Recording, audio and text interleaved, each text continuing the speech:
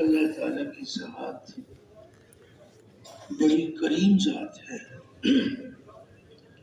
اور اللہ رب العزت اپنے بندوں پر بہت ہی مہربان ہے۔ حق تعالی شانوں نے اپنے بندوں کو دنیا اور آخرت کی کامیابی کے لیے اپنے احکام نازل فرمائے ہیں، اور ہمارے نبی کریم صلی اللہ علیہ وسلم نے اللہ تعالیٰ کے حکموں پر چلنے کا ہمیں طریقہ بتلایا ہے۔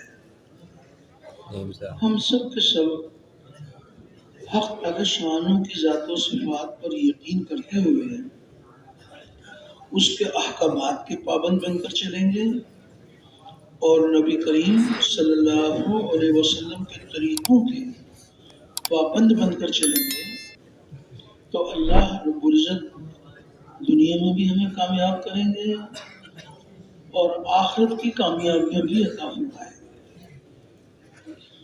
دونوں جہانوں کی کامیابی کا ذریعہ اللہ رب العزت کا مبارک دین ہے، اور دین کے زندہ ہونے کا ذریعہ نبی کریم صلی اللہ علیہ وسلم کی دعوت والی محنت ہے۔ آج سب سے پہلا درجہ دعوت والی محنت کے زندہ ہونے کا ہے۔ آپ صلی اللہ علیہ وسلم والی مبارک محنت زندہ ہوگی تو حق تعالی شانوں کا مبارک دین زندہ ہوگا،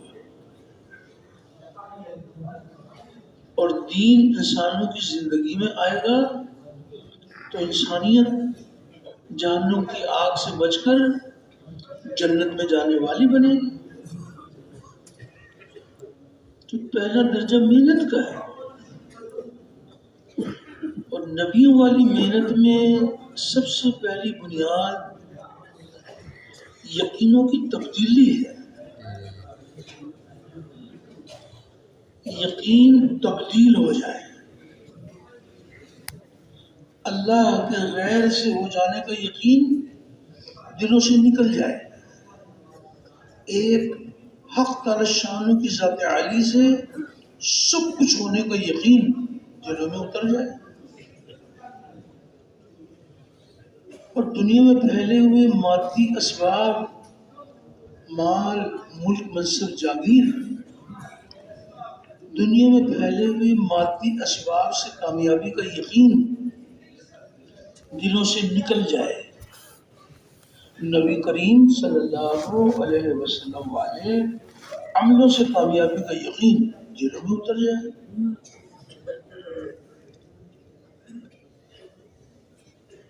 تو سب سے پہلی بنیاد یقین کا بدل جانا ہے۔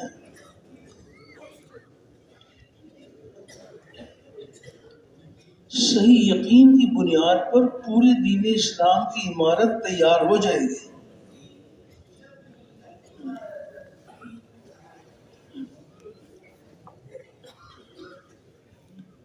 غلط یقین کی بنیاد پر اعمال بھی غلط ہو جائیں گے۔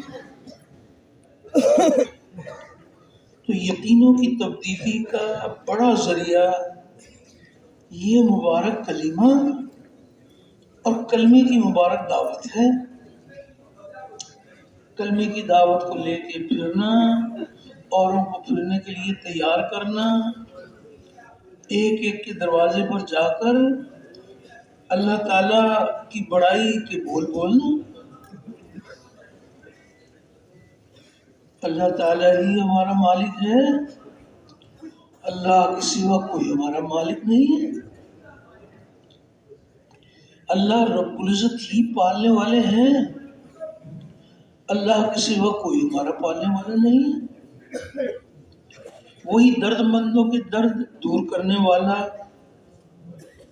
غم زدوں کا راحت رسوں، مجبوروں کی پکار سننے والا،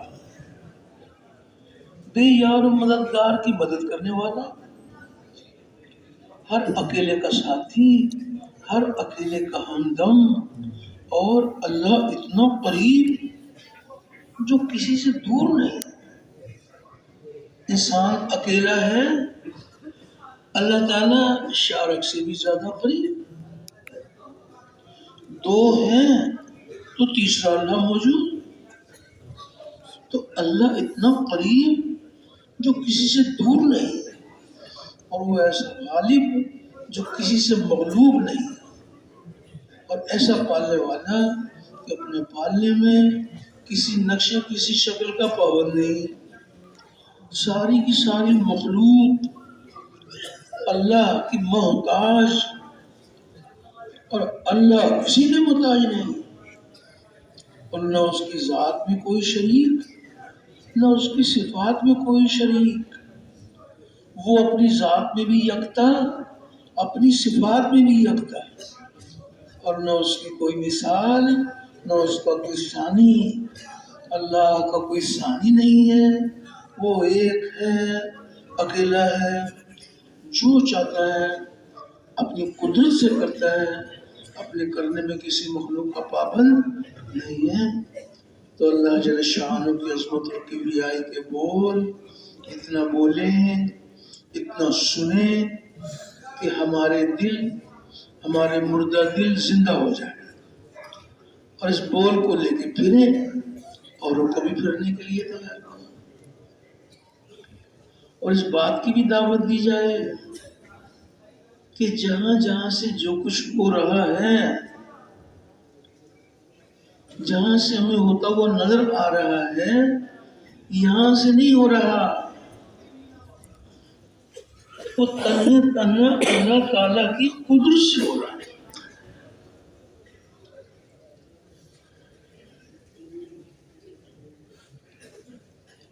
آنکھ دیکھی پر چلنے کا نام ایمان نہیں ہے.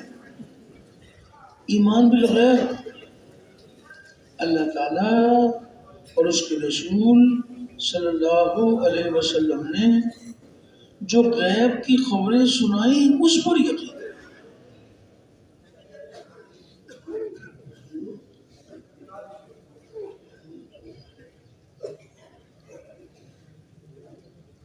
کائنات کے ذرے ذرے کو اللہ تعالیٰ نے اپنی قدرت سے بنایا ہے، اور یہ بنا ہوا بنانے والے کے حکم کے بغیر کچھ نہیں کر سکتا. وہ بنانے والا بنے ہوئے کے بغیر سب کچھ کر سکتا ہے.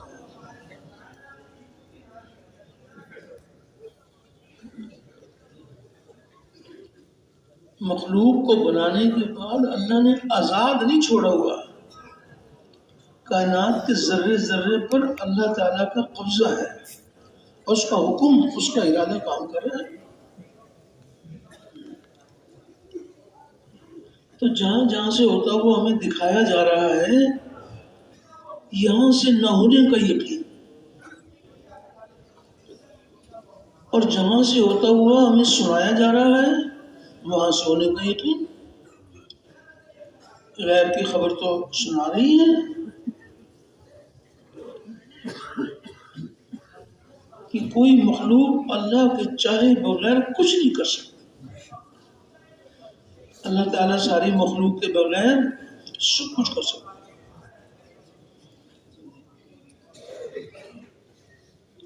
ایک ہے غیب کی خبروں پر یقین،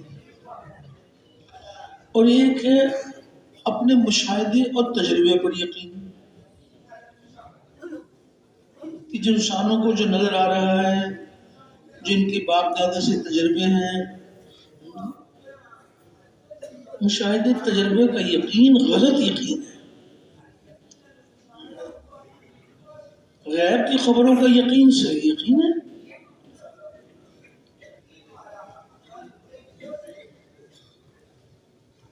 غیب کی خبر کچھ اور بتائے گی، انسانوں کی نظر کچھ اور بتائے گی.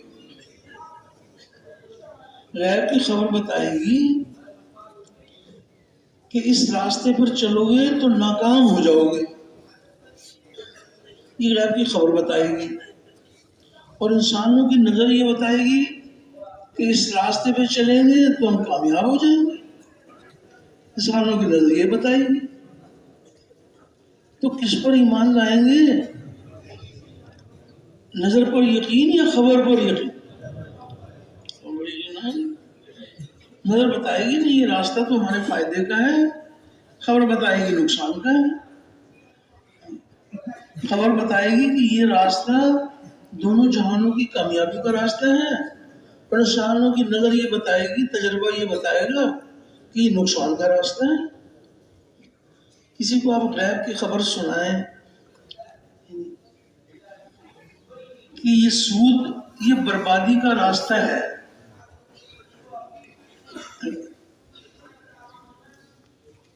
اگر سود کے راستے پہ چلو گے تو ناکام ہو جاؤ گے، اللہ تعالیٰ کے ساتھ جنگ ہے، یہ راستہ تمہارے نقصان کا راستہ ہے۔ یہ خبر بتا رہی ہے، اور نظر بتا رہی ہے کہ یہ ہمارے فائدے کا راستہ ہے۔ نہ ہم تجارت کریں، نہ کھیتی باڑی کریں، گھر بیٹھے ہمیں منافع مل رہے ہیں، اور یہ کہتے ہیں کہ یہ راستہ تمہارے نقصان کا راستہ ہے۔ نظر بتا رہی ہے فائدے کا راستہ ہے، اور غیب کی خبر بتا رہی ہے نقصان کا راستہ ہے۔ تو نظر پر یقین لائیں گے یا خبر پر یقین لائیں گے؟ خبر پر یقین لائیں گے تو نظر کا انکار کرنا پڑے گا۔ جب تک نظر کا انکار نہیں کریں گے تو غیب کی خبر کا یقین کیسے اترے گا؟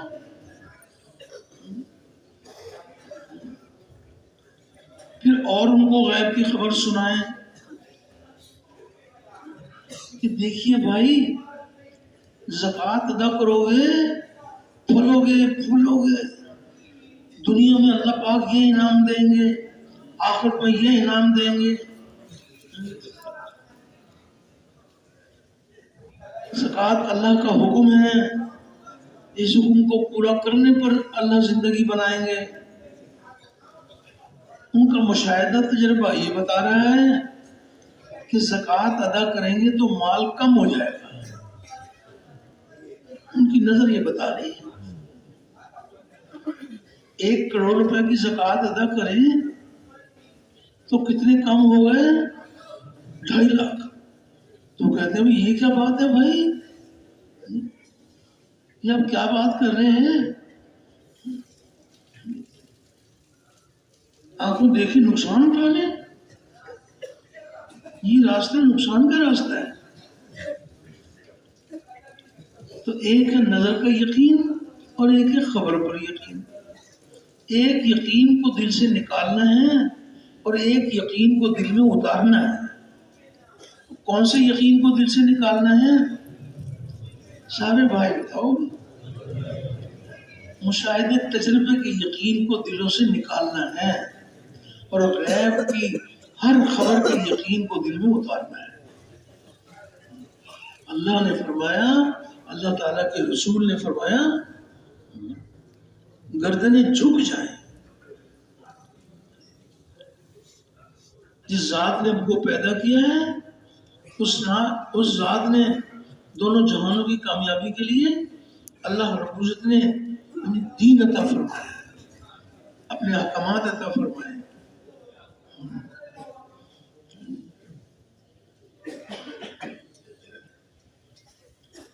غیب کی خبر بتا رہی ہے کہ جہاں جہاں سے جو کچھ ہو رہا ہے وہ تنہ تنہ اللہ تعالیٰ کے حکم سے، اس کے ارادے سے، اس کے چاہنے سے ہو رہا ہے۔ یہ غیب کی خبر بتا رہی ہے، اور نظر بتا رہی ہے کہ یہ اللہ کے غیر سے بھی ہوتا ہے، کچھ اللہ سے ہوتا ہے اور کچھ اللہ کے غیر سے ہوتا ہے۔ غور تو کریں کتنا بڑا ظلم ہے، کرنے والی ایک ذات ہے، جس مخلوق سے کرایا جا رہا ہے سمجھتے ہیں کہ اس مخلوق سے ہو رہا ہے۔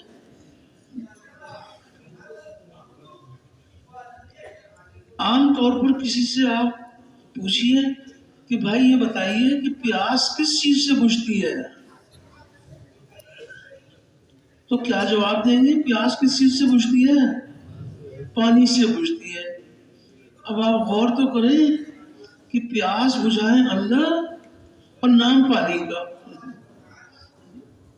غیب کی خبر پر یقین لاتے تو غیب کی خبر بتا رہی ہے کہ پانی پیاس بجھانے میں اللہ تعالیٰ کے حکم کا پابند ہے.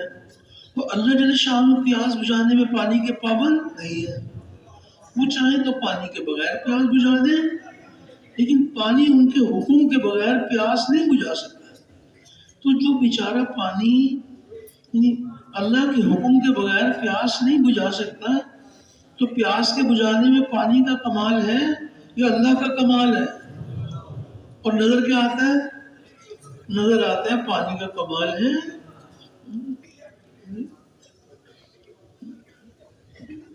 آنکھ دیکھی پر چلنے کا نام ایمان نہیں ہے. ایمان رکھ رہا ہے. پیاس بجھانے کا حکم آئے تو پیاس بجھے گی. پیاس بڑھانے کا حکم آ جائے، پانی پئیں اور اس میں حکم آ جائے پیاس کے بڑھانے کا، تو پیاس بجھے گی یا بڑھے گی؟ بڑھے گی. وہ تو حکم کا کمال ہے. یہ واقعات غیب کی خبریں اللہ تعالیٰ نے ہم سب کو سنائی ہیں. وہ جو قافلہ تھا طالوت اور جالوت کا قافلہ، تو پیاس کی سب کو شدت تھی. تو جب پانی ملا، حکم یہ تھا کہ ایک چلو پانی پی لو. پیاس میں شدت تھی، حکم تھا ایک چلو پی لو. تو قافلے کے لوگ کچھ ایسے تھے جنہوں نے کہا کہ بس بھائی جتنا حکم ہے بس اتنا پیئیں گے. انہوں نے ایک ایک چلو پی لیا. اور کچھ ایسے تھے کہ جنہوں نے پیٹ بھر کے پیا. جنہوں نے پیٹ بھر کے پیا ان کے پیٹ پھول گئے، ان کی پیاس بھی نہیں بجھی اور اس سفر کے قابل بھی نہیں رہے. اور جنہوں نے ایک چلو پیا ان کی پیاس بھی دور ہو گئی اور سفر کے قابل بھی رہے. تو ایک چلو سے ہوتا ہے یا زیادہ پانی سے ہوتا ہے یا اس کے حکم سے ہوتا ہے؟ وہ تھوڑے کو ذریعہ بنا لیں حاجت کے پورے کرنے کا، تھوڑی چیز سے حاجت پوری ہو جائے گی. زیادہ چیز کو اللہ پاک پریشانی کا ذریعہ بنا لیں، وہ پریشانی کا ذریعہ بن جائے گی. تو پانی سے ہوتا ہے یا اللہ کے حکم سے ہوتا ہے؟ پانی کی تو ایک مثال آ گئی. جس قدر مخلوقات ہے یہ سب اس کے حکم کے بغیر کچھ نہیں کر سکتے. غیب کی خبر ہے قل کل من عند اللہ. یہ غیب کی خبر ہے کہ میرے حبیب آپ کہہ دیجئے کہ سب کچھ اللہ کی طرف سے ہوتا ہے. قل کل من عند اللہ. کیسے اللہ پاک اپنے بندوں کی رہنمائی فرما رہے ہیں، کیسے اپنے بندوں کی تربیت فرماتے ہیں کہ دیکھو ہمیں پہچانو، ہم کیسی قدرت والے ہیں، ہمارے کیا کیا اختیارات ہیں.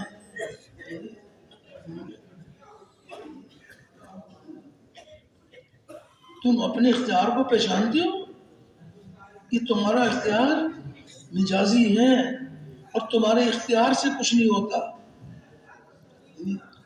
ہمارے اختیار سے سب کچھ ہوتا ہے. انسان کو جو اللہ نے کچھ اختیار دیا ہے تو اس کے اختیار پر اللہ کا اختیار ہے.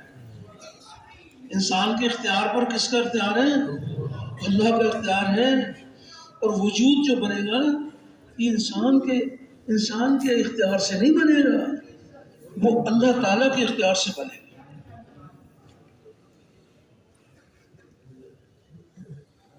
وَمَا كَانَ لَهُمُ الْخِيَرَةُ. کہ میرے حبیب آپ ان سے کہہ دیجئے کہ کسی کا کوئی اختیار نہیں ہے اللہ کے سوا. وَمَا كَانَ لَهُمُ الْخِيَرَةُ. غیب کی خبر بتا رہی ہے کہ سارا اختیار کس کا ہے؟ اللہ کا ہے. جس کے پاس جو کچھ بھی ہے وہ اللہ کی عطا ہے. اللہ تعالیٰ نے اگر کسی کو کچھ تھوڑا سا اختیار دے دیا تو یہ سمجھتا ہے کہ یہ میرا ذاتی کمال ہے. وہ تو اللہ کی عطا ہے.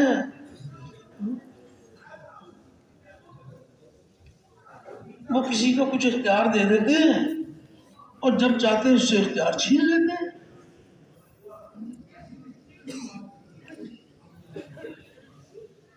اللہ نے کسی کو کچھ اختیار دے دیا، وہ یہ سمجھنے لگے کہ ہمارے اختیار سے ہو رہا ہے، ہمارے اختیار سے ہو رہا ہے. ان کو یہ نظر آتا ہے اللہ نے ان کا اختیار چھین لیا. چاہتے ہیں تو جیتے جی اختیار چھین لیتے ہیں. تو موت آ گئی تو پھر کہیں کا اختیار ہے؟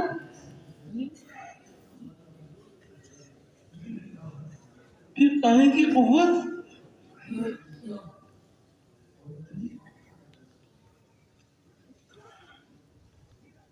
ساری طاقت کا سر چشمہ اللہ کی ذات ہے. جس کے پاس اگر کوئی طاقت ہے تو اس کی اپنی نہیں ہے. یہ طاقت کس نے دی ہے؟ اللہ نے دی ہے. اور وہ جب چاہے گا چھین لے گا. وہ جب چاہے گا طاقت چھین لے گا.